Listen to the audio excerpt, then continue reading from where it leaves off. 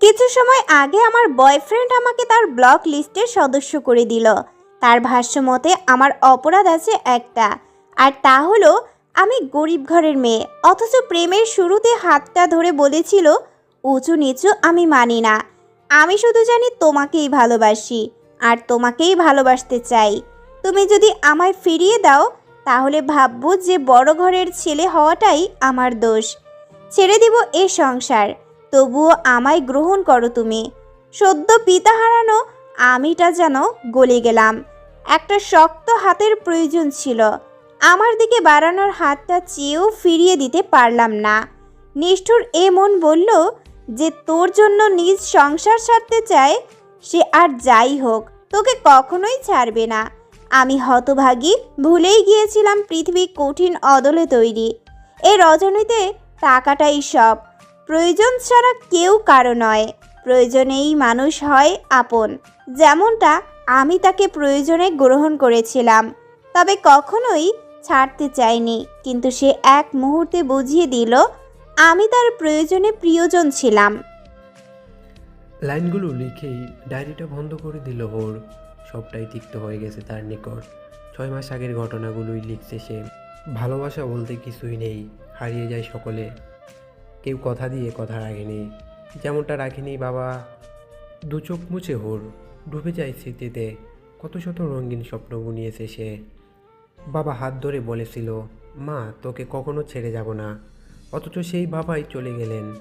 হুমায়ুনের ক্যান্সার ছিল, চিকিৎসা করার সুযোগ মেলেনি, তার আগেই মারা যায় উনি। ডায়েরিটা যত্ন করে তুলে রাখে আলমারিতে। রুগ্ন মায়ের রুমে গিয়ে বসে পড়ে। দিন দিন লতিফার অবস্থাও খারাপ হচ্ছে। কে জানে কোন রোগ হয়েছে। হুরের মস্তিষ্ক তেমন কিছু ভাবতে পারে না। লতিফা বললেন। কেঁদে উঠে হুর লতিফার হাত ধরে বলে, তোর জন্য বিয়ের প্রস্তাব এসেছে। না করে দিও মা। এটা কেমন কথা হুর? আমি অসুস্থ, তোর বাবা নেই, আর তুই কি না বিয়ে করবি না? মা তুমি অসুস্থ, এই অবস্থায় বিয়ে কেমন করে করি বলো তো? এর জন্যই বলছি বিয়ে করতে। আমি মরলে পাড়ার কুত্তারা হুমড়ি খেয়ে পড়বে, ছিঁড়ে খাবে। তবু আমি বিয়ে করতে চাচ্ছি না মা। তোমাকে রেখে কেমন করে থাকবো আমি? এর জন্যই তো কাছাকাছি বিয়ে দেব, যাতে যখন ইচ্ছে আসতে পারিস। মানে? জমিদার বাড়ি থেকে প্রস্তাব এসেছে। পরশু জমিদার বাড়ির বড় ছেলের বিয়ে হওয়ার কথা, তবে জমিদার বাড়ির ছোট ছেলে সেই মেয়েকে নিয়ে চলে গেছে। কথাটা শোনা মাত্রই মাথায় আকাশ ভেঙে পড়ে এলো হুরের। তাহির ওর পাত্র নয়, আর সে তো জমিদার বাড়ির ছোট ছেলে। চোখ দুটো ছলছল করে উঠে ওর। এ কেমন পরীক্ষার মধ্যে পড়তে হলো তাকে। যার সাথে বিয়ে হবে তাকে এখনও দেখেনি হুর, দেখার কোনো আগ্রহ নেই। মায়ের ইচ্ছের মর্যাদা দিতে গিয়ে নিজেকে বলি দিচ্ছে সে। কিছুই করার নেই এখন। এই পৃথিবীতে একজনই আছে তার, সে ও সাহায্যসয়ী। লতিফার কিছু হলে চারপাশের হায়নারা ওকে কলঙ্কিত করে দিবে। সব কিছু বিবেচনা করে বলি হতে রাজি হয়েছে হুর। প্রাক্তন প্রেমিকার বাড়িতেই বউ হয়ে যাচ্ছে সে। জমিদার বাড়ি থেকে হলুদের জিনিসপত্র এসেছে, এক কড়িও খরচ করতে হবে না মেয়ের বাড়ির। শুধু তারা মেয়েটাকেই নিবে। হুরকে বেশ পছন্দ করেছেন জমিদারের গিন্নি, তাই তো এত শত আয়োজন। হলুদ শাড়ি পরিয়ে উঠানে নেওয়া হয় হুরকে। লতিফা মেয়ের দিকে তাকিয়ে আছেন, দৃষ্টিতে খুশির জ্বলজ্বল করছে। মায়ের হাসি দেখে মৃদু হাসে হুর। মায়ের কোনো বড় অসুখ হয়েছে বলে তার ধারণা। সবাই হুরকে হলুদ লাগাতে থাকেন। হঠাৎ করেই কয়েকজন এসে বলে, এই এই জমিদার গিন্নি এসেছে, সবাই সরে যাও। সবাই দুভাগে বাঘ হয়ে দাঁড়ায়। হুর লক্ষ্য করে মাঝবয়সী সুন্দর স্বাস্থ্যের এক মহিলা এগিয়ে আসছেন, গায়ে অলংকারে ভরা, চালচলনে বেশ ভাব। এগিয়ে আসে সে হুরের দিকে। হুরের মাথায় হাত রেখে বলেন, মাশাআল্লাহ, আমার বাড়ি যোগ্য বউ হতে হবে কিন্তু। মাথা জাগায় হুর। জমিদারের গিন্নির নাম রুমা।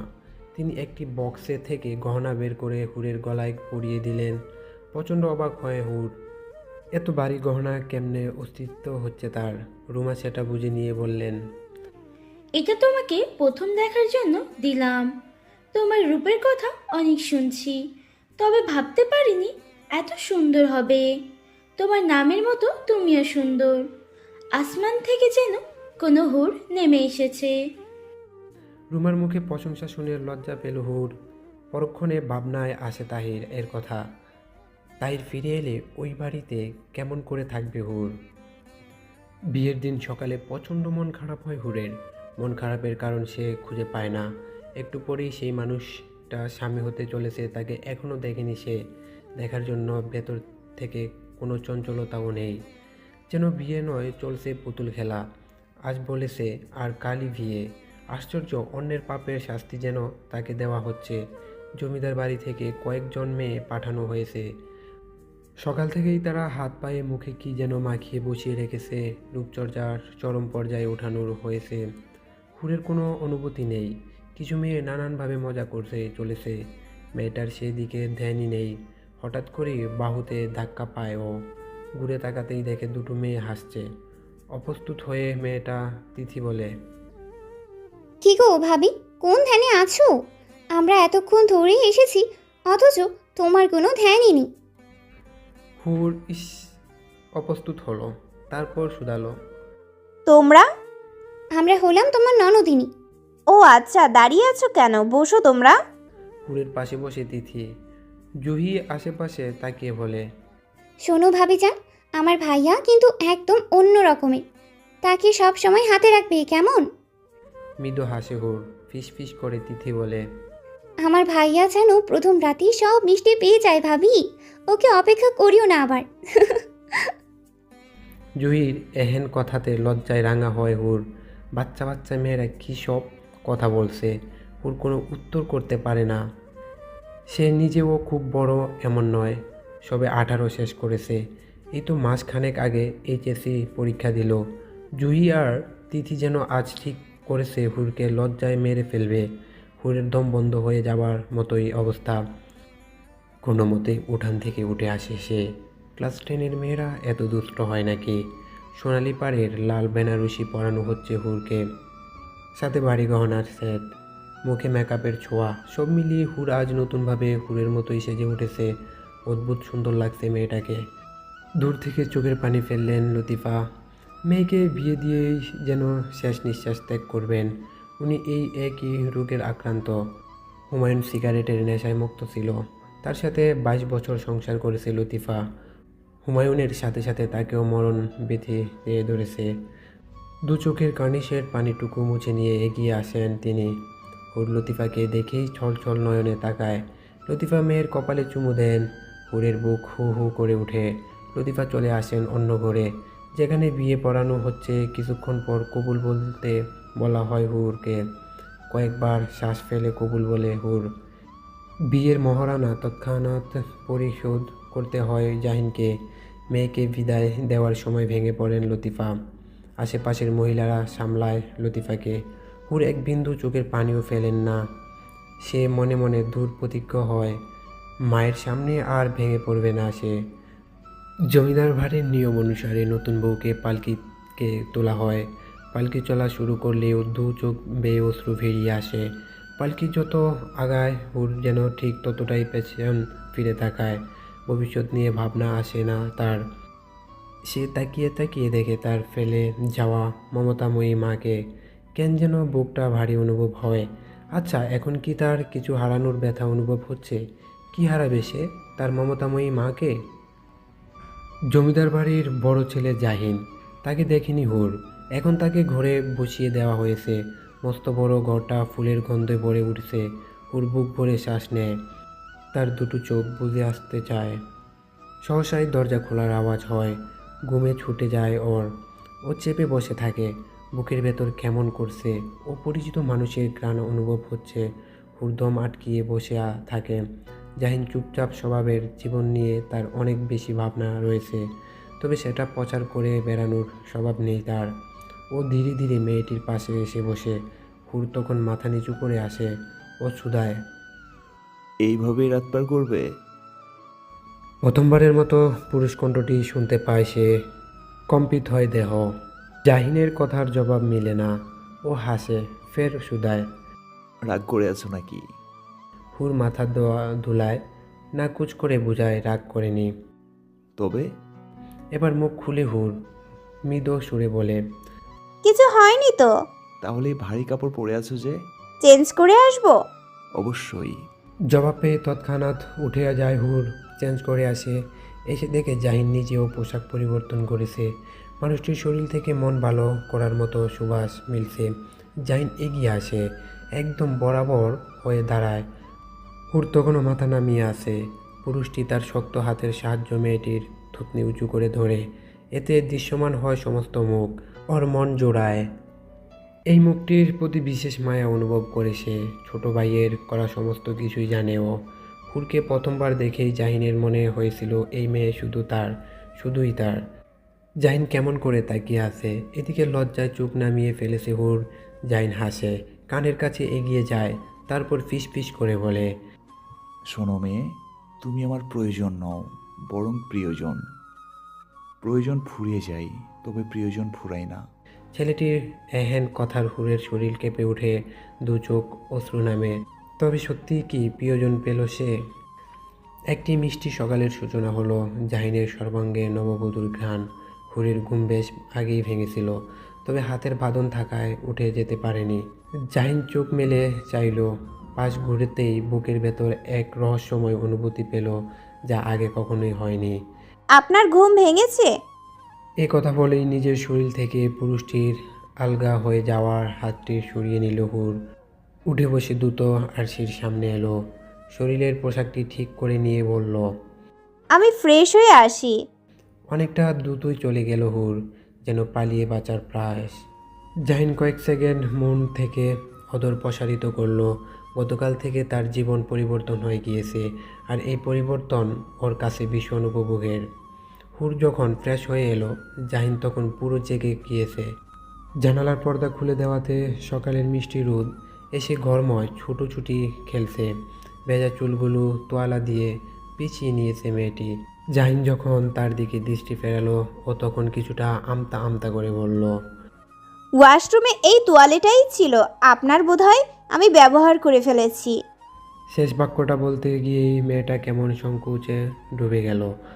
ওর আচরণে হেসে ফেলল জাহিন। সমস্যা নেই, আমাকে দাও, আমিও গোসল করে আসি। চুল থেকে তোয়ালাখানা খুলে দিল হুর। সেটা নিয়ে ওয়াশরুমের দিকে এগিয়ে গেল জাহিন। তোয়ালে থেকে অদ্ভুত সুন্দর এক ঘ্রাণ পাওয়া যাচ্ছে। এই সুন্দর ঘ্রাণ এখন থেকে রোজ পাওয়া যাবে। বিষয়টা স্মরণ হতেই বুকের ভেতর কেমন একটা অনুভূতি হয়। জাহিনের অদর আপনা আপনি পেশারিত হলো। একেই হয়তো ভাগ্য বলে। মেজাজ উষ্ণ হয়ে আছে জমিদার গিন্নি রুমার। ছোট ছেলেটার খোঁজ এখনও পাওয়া যায়নি। তিনি এবার অধৈর্য হয়ে যাচ্ছেন। একটা কাজ যদি ঠিক মতন হয়, ও কোথায় পালিয়েছে? দেশ ছেড়েছে কি? সামনে থাকা ছেলেটার মাথা নত করে রাখে, মিনমিনে সুরে বলে, ছোট সাহেবকে আশেপাশের সব জায়গায় খুঁজেছি, কিন্তু পাইনি। একটা মানুষ উধাও হয়ে গেল। খোঁজ চলছে, আশা করি পেয়ে যাব। সেই দিনটা কবে আশরাফ?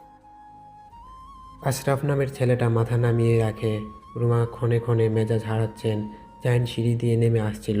তাকে দেখেই আশরাফ বাইরের দিকে অগ্রসর হলো। কি খবর বাবা? মুহূর্তেই মেজাজ বদলে কথাটা বললেন রুমা, তবে জাহিন সেটা ধরে ফেলল। আশরাফকে যেতে দেখছে সে। তাহিরকে পাওয়া যায়নি? রুমা যেন কথাটা এড়িয়ে যেতে চাইলেন, দৃষ্টি ঘুরিয়ে বললেন, হুর কোথায়? সাথে এলো না? একটু পরই আসবে। তার আগে বলুন, তাহিরকে পাওয়া যায়নি? যায়নি তো কি হয়েছে, পাওয়া যাবে। দেশ ছেড়ে তো পালেনি। সেটা ঠিক। বলেই সামনের দিকে তাকালো ও। হুরকে নামতে দেখা যাচ্ছে, তাই বিষয়টি আর লম্বা হলো না। জাহিন আর রুমা দুজনেই মেয়েটির দিকে দৃষ্টি দিয়ে আছে। সাধ্য গোসল করে নামা হুরকে হুরের অনুরূপেই দেখাচ্ছে। মাশাল্লাহ। কাছে এগিয়ে এসে কথাটা বলেন রুমা। হুর অনেকটাই লজ্জা পেল। একবার জাহিনের সাথে দৃষ্টি মিলে গেল। ও চট করেই দৃষ্টি ফিরিয়ে অন্য পাশে চাইল। সব কিছু মেনে নিয়েই বিয়েটা করেছে হুর, তবে কোথাও একটা সংকোচ রয়ে গিয়েছে। বুকের ভেতর হু হু এখনও করে। তাই কিনা দুদিন ধরেই খাওয়া দাওয়া নেই। ডাইনিংয়ে নানান রকম খাবার সাজানো। হুর চেয়ে দেখছে শুধু, তবে রুচি আসছে না। জাহিন নরম সুরে বলল। খাবারগুলো পছন্দ হয়নি? চমকালো মেয়েটি। অন্যমনস্ক ছিল বিদায় জাহিনের হঠাৎ বলা কথাগুলো সমস্ত শরীরে কেমন একটা শিরশিরে হাওয়ার মতো মনে হলো। জি হয়েছে। তবে খাচ্ছ না কেন? আমার আসলে খেতে ইচ্ছে করছে না। অল্প একটু খাও, আজ সারাদিনও খাবার খাওয়ার সময় পাবে না। নিজ থেকেই পরোটা আর চিজ আমলেট প্লেটে তুলে দিল জাহিন। ওর এমন বিনয় দেখে মেয়েটির বুকের ভেতর উষ্ণ একটি অনুভূতি এলো। সেই সাথে নিজেকে শাসন করে বোঝালো অতীতের সব কিছু ভুলে গিয়ে এই মানুষটাকে যেন সবটুকু ধুয়ে ভালোবাসতে পারে। হুরকে আরও একবার সাজিয়ে গুছিয়ে পুতুলের ন্যায় বসিয়ে রাখা হলো। ও একটু মনমরা হয়েছিল। ঠিক তখনই পাখির মতো উড়ে এলো দুই কিশোরী। তিথি এসেই হুরের গলার আশেপাশে দেখতে লাগলো। ওর এহেন কাণ্ডে বিহবলের মতো চেয়ে রইল হুর। মেকআপে সব ঠিকই গেল নাকি? তিথির কথার জবাবে জুহি বলে। হতেও পারে। ইস, সকালে আসা উচিত ছিল। ওদের দুজনের কথার মাঝে বোকার মতো হুর বলল। তোমার কিসের কথা বলছো? লাভ ফাইট? বলল জুহি। ওর কথায় চোখ বড় বড় করে ফেলল হুর। কেমন একটা লজ্জা লাগছে। তিথি ওর লজ্জা বাড়াতে কানের কাছে ঘেঁষে বলল। বলো, তোমার প্রথম রাতের রোম্যান্স কেমন হলো? আমাদের কাছে সব শেয়ার করতে হবে। ভাইয়া খুব রোমান্টিক, রাইট? হুরের যে কি অস্তিত্ব হচ্ছে, এরকম কথাবার্তা একদমই অভ্যস্ত নয় সে। ও চোখের দৃষ্টিনত রাখে, তবে এই দুই কিশোরীও থেমে থাকার পাত্রী নয়। নাছোড়বান্দা হয়ে একের পর এক প্রশ্ন করতে থাকে, অথচই হুর শুধু লজ্জায় মিয়ে যায়, চারপাশের চোখ ভোলায়। যদিও কাউকে পায় যে তাকে এই দুই কিশোরীর হাত থেকে রক্ষা করবে, কিন্তু খায় পরিচিত কারোই দেখা মেলে না। তোরা এভাবে হাসছিস কেন? হুট করেই জাহিনের গলাটা শোনা গেল। এতে করে দুই বোন কেমন জড়ো সরে হলো। ঠিক তারপরেই মেয়েকে হাসি মিশিয়ে থিতি বলল। কিছু না তো। হ্যাঁ ভাইয়া, আমরা এমনি হাসছিলাম। একই সুরে জুই। এই দুই বোনকে বেশ ভালো করেই চেনা আছে জাহিনের। বংশের সবাই এদের দুজনকে দুষ্ট বলেই জানে, তাই এরা এমন হাসছে এ কথা বিশ্বাস করার মতো না। জাহিন ভালো মতো দুজনকে পরখ করে নিল, তারপর এগিয়ে এসে দু বোনেরই চুল টেনে ধরল। আমার সাথে মিথ্যা বলা? ভাইয়া ব্যথা পাই তো, সত্যি এমনি হাসছিলাম। জুই এমনভাবে বলল কথাটা যে কান্না করে দিবে। একই সুরে ধরে তৃতীয়। আমরা কিছুই করিনি, বিশ্বাস না হলে ভাবিকে জিজ্ঞেস করো। হুরের দিকে অসহায় নয়নে তাকালো দু বোনে। ও একটু আমতা আমতা করে বলল। ব্যথা পাচ্ছে তো, ছেড়ে দেন। এ কথার পরই হাতখানা আলগা করলো জাহিন। অমনি দু বোন পালিয়ে গেল। ওদের দিকে দৃষ্টি ফিরিয়ে জাহিন বলল। দুটোতেই দুষ্টু। হুর কিছু বলল না। সে উঠে দাঁড়িয়েছিল, পুনরায় নিজের আসনে বসলো। ওর ঠিক পাশটায় বসলো জাহিনও। আমি জানি ওরা খুব দুষ্টু। তোমাকে জ্বালিয়েছে? না, জ্বালায়নি। দৃষ্টিনত রেখেই বলল হুর। জাহিন মাথা নাড়িয়ে বলল। জ্বালায়নি? তবে কি বলছিল ওরা? এ প্রশ্ন মেয়েটির গলা কেমন শুকিয়ে এলো। কিভাবে বলবে কথাটা। ও একটুখানি অস্তিত্বর মধ্যে ডুবে গেল, তবে মিথ্যে বলতে পারল না। বলছিল আপনি রোমান্টিক কিনা। মেয়েটির নজর অন্যদিকে ঘুরোনো, নতুবা এ কথা বলতে পারতো না ও। জাহিন ভেতরে ভেতরে হাসলো, কিছুটা কাছাকাছি হয়ে ধীর গলায় বলল। তুমি কি বললে? হুরের বুকের ভেতর একটা আনন্দ শুরু হয়েছে। মানুষটার উপস্থিতি অনুভব হচ্ছে। ও কেমন শিহরে উঠল। জাহিন পুনরায় বলল। কি হলো, বলনি কিছু? তোমার বর খুব আনরোমান্টিক, তাই না? একটা লজ্জা এসে মেয়েটির গাল স্পর্শ করে গেল। ওর অমন মুখশ্রী দেখে শব্দহীন হাসল জাহিন। এই সময়টা ওর জন্য গুরুত্বপূর্ণ। ও মন থেকে চায় এই সুন্দর সময়টার দীর্ঘ হোক, কারো নজর না লাগুক। রুমা তখনও অশান্তির মধ্যে দিয়েই যাচ্ছে। তাহিরের খোঁজ পাওয়া যাচ্ছে না। ছেলেটা কোথায় হারালো কে জানে। ছেলে অন্যায় করে পালালেও মায়ের মন কাঁদতেই থাকে। তিনি এক অসহ অনুভূতির মধ্যে দিয়ে যাচ্ছেন। এই যন্ত্রণা কাউকে বলাও যায় না, আবার সহ করাও যায় না। অশান্তি এই মুহূর্তে স্বামীকে খুব মনে পড়ে ওনার। উনি ছুটে আসলেন নিজের কক্ষে। একটা চাপা কান্না আটকিয়ে দেয়ালে টানানো স্বামীর বড় ছবিখানা নামিয়ে আনেন। দুলো যদিও জমেনি, তবুও হাতে দিয়ে মুছে নেওয়ার মতো করে বললেন, এ কোন যন্ত্রণা এলো? আমি